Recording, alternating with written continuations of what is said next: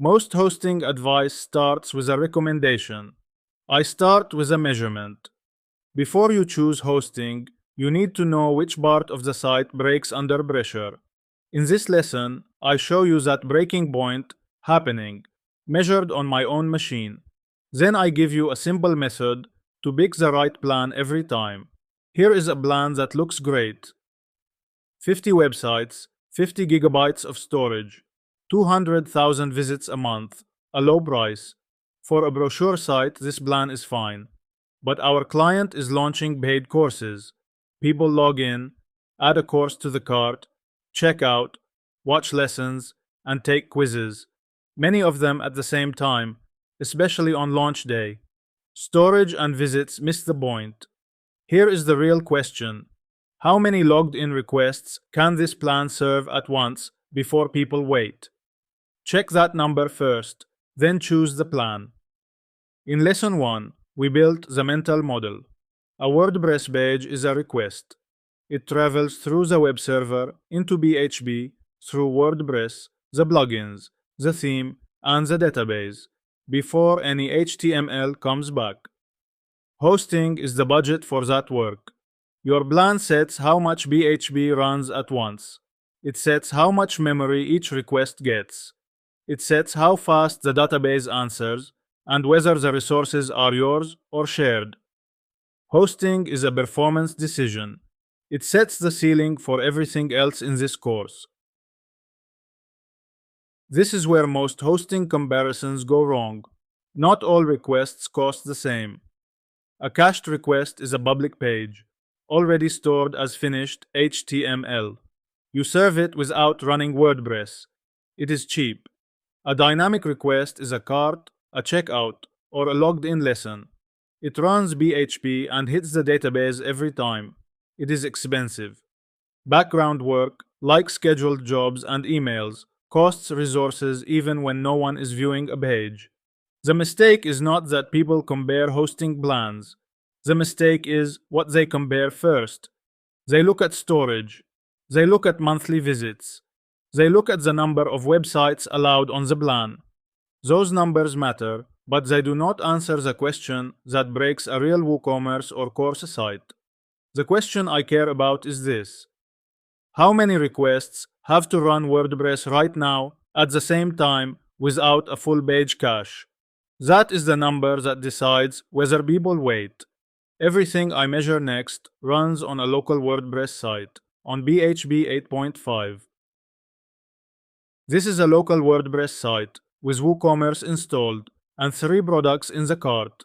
The tool on screen is Query Monitor.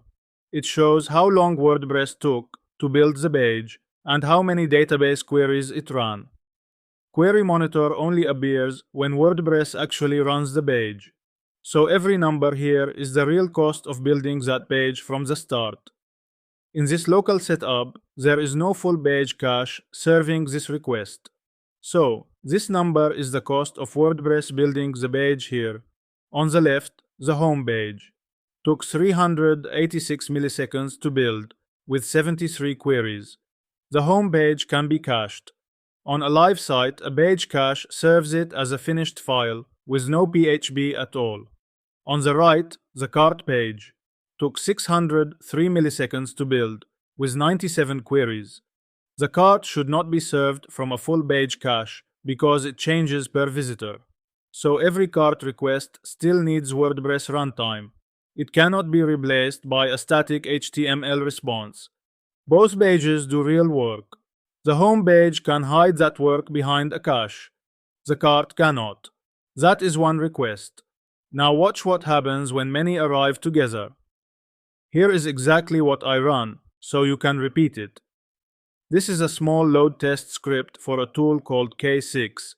It opens one address with a growing number of virtual users sending repeated requests. 10, then 30, then 50. It records how long each response takes. I run it against 3 addresses on the same site. First, a static file. That stands for a fully cached page. No PHP, no database. Second, the home page with caching off. Third, the WooCommerce cart. Everything runs on my machine. A 6-core Intel laptop processor, 32 gigabytes of memory, PHP 8.5 on local WP. The processor affects how fast one page can be built. Memory gives the site room to work. But for this test, the line that matters most is the worker count. My site runs 2 PHP workers. A worker is one slot that builds one page at a time. 50 virtual users were sharing 2 PHP worker slots. I compare a static file with a database-driven page on purpose. That gap is the whole lesson. Page caching creates it, and your hosting has to survive it. Here is the raw output of the 3 runs, exactly as K6 printed it. 3 lines matter in each one. The P95 response time, the requests per second, and the failed request rate. The next slide puts them side by side.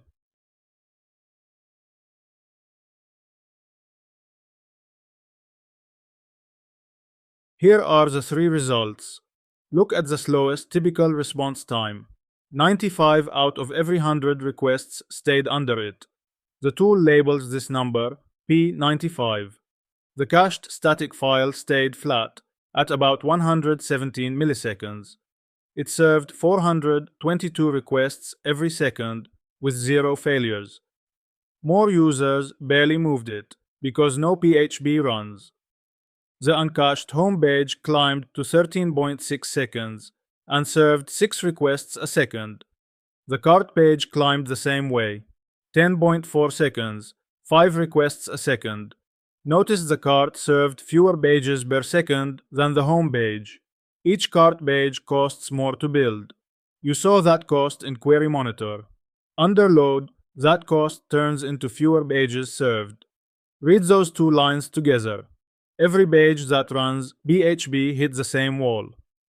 422 requests a second became 5 or 6. A tenth of a second became more than 10 seconds. The part I want you to notice is this. The home page can move to the green line because it can become a static file with caching. The cart is different. You should not serve a visitor's cart from a normal full page cache because it changes per visitor. So the cart still needs real runtime capacity. Better hosting can make that runtime faster, but it cannot turn checkout into a simple static file. That climb starts early, at around 10 users on my machine. I measured this. These are local numbers on a small machine. Your numbers will differ. The shape will hold. Now, let me name what is happening. A PHP worker is one slot that runs one dynamic request at a time. Picture checkout counters in a shop. 3 workers, 3 dynamic requests at once. The 4th waits until a slot is free. Remember the worker count from the test bench. My local site runs 2 PHP workers. I counted the PHP processes in the task manager while the test ran. 50 users were sharing 2 slots. That is why pages that build in half a second took more than 10 seconds to arrive. That waiting line is the climb you just saw. When users arrive faster than workers free up, the response time goes up. At first, most of the delay is queue time. Later, if the CPU, RAM, or database saturates too, the requests that are already running can slow down as well. Cached requests skip that worker queue, which is why their line stayed flat. Now the other numbers make sense. Workers set how many dynamic requests run at once. The CPU sets how much work each one does. The RAM gives PHP, the database, and the cache room to work. The database sets how fast queries and writes finish. Each one controls a different kind of pressure. So for a store or a membership site, judge the plan by how many same-time requests it can hold. Now build the method. Classify the site by one question. How many requests will it create that you cannot cache? A brochure or blog? Almost none. A WooCommerce store, the cart, checkout, and account pages. A membership or course site. Every logged-in lesson and quiz. A booking or directory site, searches and writes. A custom, plugin-heavy site, unknown until you measure it. Same WordPress, very different hosting pressure. That is why there is no single best host. Put that in a table you reuse. For each site type, the main limit changes. A brochure site is limited by reliability, backups, cache, and the CDN. A store is limited by PHP workers, the database, and cache rules. A membership site is limited by logged in traffic that skips the page cache. The main limit moves with the workload, so the hosting question moves with it. Before you choose a plan, separate two numbers. The minimum requirement is what the software needs to run safely. The starting point is what a real project should begin with. This is the official WooCommerce server requirements page. I read it live, so the versions are current. The key line is the WordPress memory limit. WooCommerce lists 256 megabytes as the minimum. That is the minimum. Real stores need more because they add payment gateways, shipping, and extensions. My recommendation: start a real store at 512 megabytes, then measure after launch. Here are my starting targets by site type. Treat them as starting points, then adjust from your own numbers. A brochure site starts small. A store starts with object cache and extra PHP workers to spare. A store with courses starts higher because logged in and checkout traffic skips the page cache. Set the plan from the real plugins and the real numbers. Now read real providers with a method. First, separate the hosting types. Shared hosting puts several sites in one resource pool. It is cheap and the limits are often hidden or set at the account level. Managed WordPress hosting is built around WordPress operations. You get support, backups, staging, caching, and security, and plan limits still apply. A VPS or cloud server gives you visible CPU, RAM, and disk, and full responsibility for the server. Dedicated, platform, and enterprise hosting are powerful and advanced. Use them when the project needs them. This is the point where the plan stops being a marketing page and becomes a capacity question. Compare equivalent categories. Shared with shared. Managed platform with managed platform. VPS with VPS. A shared plan and a managed platform plan carry different responsibilities and different resource models. Compare them on price alone, and you can land on a plan that looks just as good on paper as the one we opened with, and slows down the same way once real traffic arrives. So, classify first, then compare. A good starting source is the hosting page on WordPress.org. Today it lists Pressable, Bluehost, and Hostinger. These companies meet certain WordPress standards, so this is a solid place to start. Use the page to begin. Each company sells several hosting categories. Classify the exact plan before you trust it for your site. This stops a common mistake. Bluehost and Hostinger both sell shared hosting, WordPress hosting, cloud hosting, VPS, and dedicated hosting. Pressable is a managed WordPress platform from Automatic. A company name tells you the brand. The product family tells you the category. Classify the product family before you compare. One note for later: I will also use a provider called WBMUdev. It is not on the WordPress.org page. I use it to show a difference in how resources are shared. Here is the model that makes provider pages readable. The word managed answers one question: who runs WordPress operations, like backups, caching, security, staging, and support? A second question decides performance: who gets the server's resources, shared across many sites, dedicated to one site, or handed to you as a VPS? A plan can be fully managed and still share one server's workers across 50 sites. This is the checklist I would actually use before buying a plan. The hosting comparison checklist.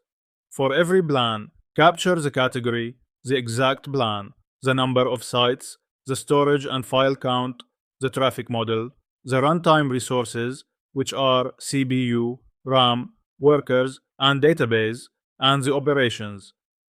The method matters more than the list. Start at the provider page. Then open the deeper documents, the limits pages, and the help center articles where the runtime numbers hide. Record what is published, what is confirmed, and what is missing. Decide by workload fit. When a field is still missing after a full check, write the words "not published" and let that gap shape the decision. Now compare two plans in the same category by read from the official sources. Bluehost's plan page lists the number of websites, the storage, and the visits per month, plus object caching, SSH, and staging. It leaves out the CPU, the RAM, the worker count, and the same time request limits. Mark those as not published. Hostinger's limits page lists more.